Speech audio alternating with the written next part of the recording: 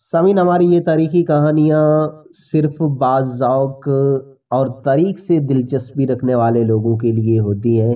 بعض اوقات یہ بھی ہوتا ہے کہ تھمبنیل بہتر نہیں بن پاتا، مگر سٹوری ایک جاندار ہوتی ہے۔ ہماری گزارش ہے کہ کہانی کے ابتدائی لفظوں یا ابتدائی فکروں کے بل بوتے پر کہانی کو نہ پرکھا کریں، بلکہ کہانی کو مکمل سنا کریں۔ تب ہی آپ وہ سب کچھ جان پائیں گے جو ہر کوئی نہیں جانتا۔ سامعین، آج کی کہانی قائد اعظم اور ان کی بیوی رتی جناح کی زندگی پر مشتمل ہے، اور ہمیں یقین ہے کہ یہ تاریخی باتیں شاید آپ نے پہلے کہیں نہ سنی اور نہ پڑھی ہوں گی۔ ایلن کیمل جانسن ہندوستان کے آخری وائسرائے لارڈ ماؤنٹ بیٹن کے پریس صحافی تھے۔ انہوں نے ہندوستان کی تقسیم کے آخری ایام کے بارے میں اپنی یادداشتیں ایک روزنامچے کی صورت میں مشن ود ماؤنٹ بیٹن کے نام سے ترتیب دی تھی۔ ان یادداشتوں میں ایک صفحہ کراچی میں 13 اگست 1947 کا رات کا بھی ہے، جب گورنمنٹ ہاؤس کراچی میں قائد اعظم کی جانب سے لارڈ ماؤنٹ بیٹن کے اعزاز میں ایک استقبالیہ دیا گیا، جس میں مشروبات کے علاوہ ہلکی پھلکی موسیقی کا بھی اہتمام کیا گیا تھا۔ ایلن کیمل جانسن لکھتے ہیں کہ سارے مہمان خوب لطف اندوز ہوئے، لیکن میں نے جناح کو الگ تھلگ پایا، جس کی وجہ سے اس تاریخی لمحے میں اداسی پھیل گئی تھی۔ اتنی بڑی کامیابی پر وہ شخص تنہا نظر آ رہا تھا۔ میں انہیں مبارکباد دینا چاہتا تھا، لیکن انہیں عجیب خیالات میں گھرا ہوا دیکھ کر میرے الفاظ میرے منہ میں ہی رہ گئے۔ ایلن کیمل جانسن کے ان خیالات سے یہ تاثر ملتا ہے کہ جس رات قائد اعظم کی زندگی کی سب سے بڑی کامیابی ملنے والی تھی، وہ اس تاریخی لمحے میں اداس تھے۔ اس اداسی کا سبب کیا تھا؟ یہ سوال بہت عرصے میرے ذہن میں بھی کھٹکتا رہا، تاہم اس سوال کا جواب مجھے ڈاکٹر سعید خان کی کتاب رتی جناح میں ملا، جس میں لکھا ہے کہ موسیقی کی وہ دھنیں جنہوں نے اس تاریخی شام کو مسحور کن بنا رکھا تھا، وہ مشہور انگریز گلوکار کن میک بجا رہے تھے، جنہیں قائد اعظم کی ذاتی خواہش پر ٹاٹا ایئر لائن کے خصوصی طیارے میں بمبئی سے کراچی لایا گیا تھا۔ وہ کئی اشروں تک بمبئی کی اشرافیہ کے کلبوں میں فن کا مظاہرہ کرتے رہے تھے۔ بیگم قائد اعظم رتی جناح اکثر اسی گلوکار کی دھنیں سنتی تھیں، اور جب انہوں نے اپنی سالگرہ پر قائد اعظم کے ساتھ اپنی شادی کا اعلان کیا تھا، تب بھی یہی دھنیں بج رہی تھیں۔ اس لیے قائد اعظم اس تاریخی لمحے کو اپنی مرحومہ بیگم کے نام کرنا چاہتے تھے، اور اگر اس شام وہ اداس تھے تو صرف اس وجہ سے تھے کہ ان تاریخی لمحات میں ان کی بیگم ان کے ساتھ نہیں تھی۔ 1929 میں، یعنی 18 سال پہلے بچھڑنے والی بیوی کا دکھ آج بھی قائد اعظم کے دل میں تھا۔ رتی سے پہلی ملاقات کب اور کہاں ہوئی؟ قائد اعظم کی اپنی شریک حیات رتی سے پہلی ملاقات غالباً بمبئی کے اورینٹ کلب میں ہوئی ہوگی۔ قائد اعظم 1897 میں بمبئی میں وکالت شروع کر چکے تھے، اور ان کی اکثر شامیں اسی کلب میں گزرتی تھیں جہاں قائد اعظم کے کلائنٹ ایک پارسی تاجر سر ڈنچا بھی آتے جاتے تھے، جو رتی کے والد تھے۔ بعد میں دونوں کی دوستی ہو گئی، اور یوں قائد اعظم ان کے گھر بھی آنے جانے لگے۔ رتی جناح کی پیدائش 1900 کی ہے۔ جب رتی نے ہوش سنبھالا تو وہ اسی کلب میں گھوڑ سواری کرنے آتی تھیں، اسی لیے قیاس ہے کہ دونوں کی پہلی ملاقاتیں اسی کلب میں ہوئی ہوں گی۔ قائد اعظم اور رتی نے 1913 میں ایک ہی بحری جہاز میں یورپ کا سفر کیا تھا۔ رتی اپنے والدین کے ہمراہ اپنے گرمائی محل فرینچ ریویریا میں جا رہی تھیں، جبکہ قائد اعظم اور موتی لال نہرو اسی جہاز میں برطانیہ جا رہے تھے۔ قائد اعظم اپنے دوست جمشید ٹاٹا سے ملنے پیرس گئے تو جمشید ٹاٹا نے ان کی ملاقات اپنی منگیتر سے کروائی، جو کہ رتی کی پھپھو تھی۔ اس ملاقات میں رتی بھی موجود تھی۔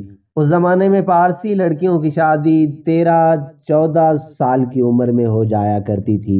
جب رتی صاحبہ قائد اعظم کی محبت میں مبتلا ہوئیں تو اس وقت ان کی اکثر ہم جماعت لڑکیوں کی شادی ہو چکی تھی۔ رتی کے والد اپنے بچوں کو چھٹیوں میں فرانس بھیج دیا کرتے تھے، مگر دوسری جنگ عظیم کی وجہ سے سر ڈنچا خاندان فرانس نہ جا سکا، تو اپنے گرمائی گھر دار جلنگ چلے گئے، جہاں سے ماؤنٹ ایورسٹ کا نظارہ ملتا تھا۔ سر ڈنچا نے اس بار قید اعظم کو بھی اپنے ساتھ چھٹیاں گزارنے کی دعوت دے دی۔ قید اعظم اور رتی کی محبت یہیں پروان چڑھی اور یہیں رتی نے قید اعظم کو شادی کی پیشکش کی تھی۔ سامعین، اس کے بعد جناح اور رتی کی شادی کے معاملات دعا زہرا کی طرح عدالتوں میں گئے تھے، مگر جناح سبھی مقدمات جیت کر ازدواجی بندھن میں بندھ گئے۔ اس کا مکمل احوال ہم پہلے ایک ویڈیو میں تفصیلی بیان کر چکے ہیں۔ رتی کا قبول اسلام کے بعد نام مریم رکھا گیا تھا۔ شادی کے وقت رتی کی عمر 18 اور قید اعظم کی عمر 41 سال تھی۔ یہ شادی اس زمانے میں میڈیا میں سب سے زیادہ چونکا دینے والی خبر بن گئی تھی، جس کی وجہ سے اس نئے جوڑے نے 1 ماہ کسی خفیہ پہاڑی مقام پر گزارنے کا فیصلہ کیا تھا۔ راجہ صاحب آف محمود آباد نے اپنے محل نینی تال میں اس نئے جوڑی کی میزبانی کی تھی۔ وہاں رتی نے جناح سے اپنی محبت کی یادگار کے طور پر مارٹل کا پودا لگوایا، جو کہ سدا بہار اور خوشبودار ہوتا ہے اور یہ محبت کی دیوی زہرا سے منسوب ہے۔ شادی کے شروع کا دور بڑا رومانوی تھا۔ دونوں نے ہندوستان، یورپ اور امریکہ کے اکٹھے سفر کیے۔ رتی جناح کے لیے بہت خوش بخت ثابت ہوئی اور 1926 میں قید اعظم کا شمار جنوبی ایشیا کے 10 امیر ترین افراد میں کیا جانے لگا۔ جناح کے گھر کو رتی نے کچھ اس طرح سجایا کہ وہ ممبئی کے گورنر ہاؤس کے مقابلے کا گھر بن گیا۔ بیگم جناح ہر شام ڈرائیور کو لے کر جناح کے چیمبر جاتی، جہاں سے وہ اکٹھے گھر واپس آتے۔ کار کی چھت اتار لی جاتی۔ بیگم صاحبہ اور قید اعظم گاڑی کی پچھلی سیٹ پر بیٹھ کر تازہ ہوا کا لطف لیتے۔ یہ مسلم کمیونٹی کا پہلا قابل رشک جوڑا تھا جو کھل کر ایک دوسرے سے محبت کا اظہار کرتا۔ رتی جناح کو کشمیر دیکھنے کا بہت شوق تھا۔ شادی کے ابتدائی سالوں میں تو قید اعظم ان کی یہ خواہش پوری نہ کر سکے۔ تاہم 1926 کے موسم گرما میں وہ اپنی بیگم کو لے کر کشمیر گئے۔ جوڑا بمبئی سے دہلی اور پھر لاہور سے ہوتا ہوا راولپنڈی فلیش مینز ہوٹل پہنچا، جہاں سے بذریعہ کار یہ جوڑا سری نگر کے لیے روانہ ہوا اور مری کے ہمالین ہوٹل میں دن کا کھانا کھا کر بارہمولہ پہنچا۔ رات وہیں قیام کے بعد اگلی صبح یہ جوڑا سری نگر کے لیے روانہ ہوا تو بیگم صاحبہ نے کہا کہ آج 14ویں کی رات ہے، اس لیے رات کا سفر کریں گے۔ چونکہ بیگم صاحبہ نے رومانوی طبیعت پائی تھی، اس لیے قید اعظم ان کے آگے بے بس ہو جاتے۔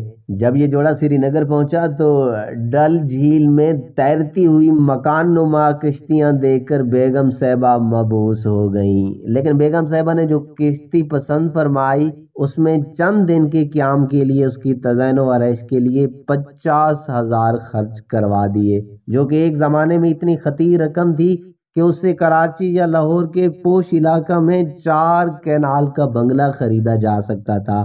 یہ بات حیرت انگیز ہے کہ قید اور بیگم جناح میں ناچاکی کی ابتدا ایک بلی کے گم ہونے سے ہوئی تھی۔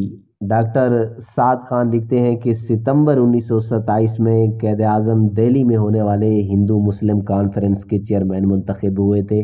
وہ اپنی اہلیہ کے ہمراہ دہلی گئے تو ہمیشہ کی طرح ان کی اہلیہ کے ہمراہ ان کے کتے اور بلیاں بھی گئے۔ کانفرنس ناکام ہو گئی تو قید اعظم بہت پریشان ہوئے۔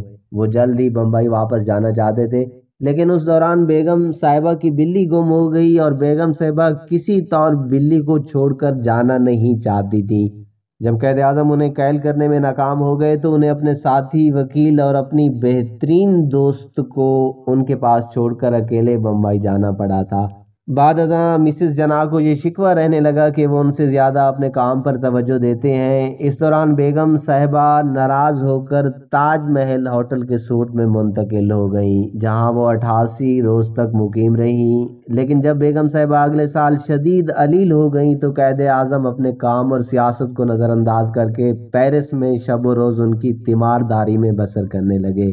ستمبر 1928 میں ان کی طبیعت سنبھلی تو وہ اپنی والدہ کے ہمراہ ممبئی چلی گئیں۔ جہاز میں انہوں نے اپنے شوہر کے نام ایک جذباتی خط لکھا: اگر میں آپ سے قدرے کم محبت کرتی ہوں تو آپ کے ساتھ رہتی۔ میں نے آپ کو اس طرح ٹوٹ کے چاہا جیسے شاید ہی کوئی کسی کو چاہتا ہو۔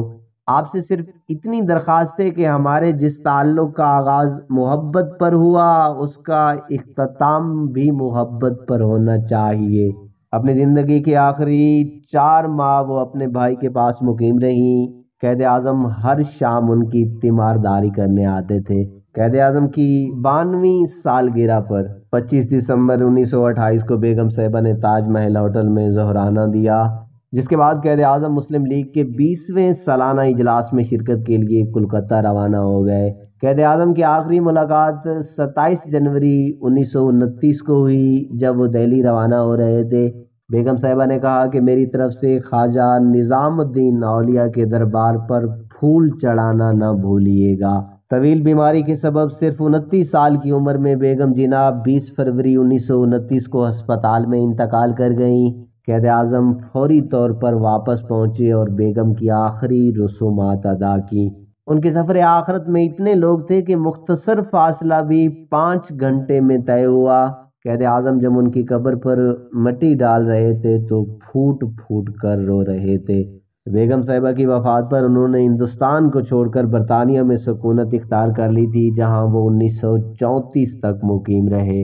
جب پاکستان بننے سے پہلے 7 اگست کو انہیں خصوصی طیارے کے ذریعے ممبئی سے کراچی لایا جا رہا تھا، تو واپسی پر وہ قبرستان بیگم صاحبہ کی قبر پر چلے گئے اور قبر کے سرانے پھوٹ پھوٹ کر رونے لگے۔ ڈرائیور نے انہیں سنبھالا دے کر اٹھایا، جناح کے قبرستان جانے کی وجہ سے پرواز آدھا گھنٹہ لیٹ ہو گئی۔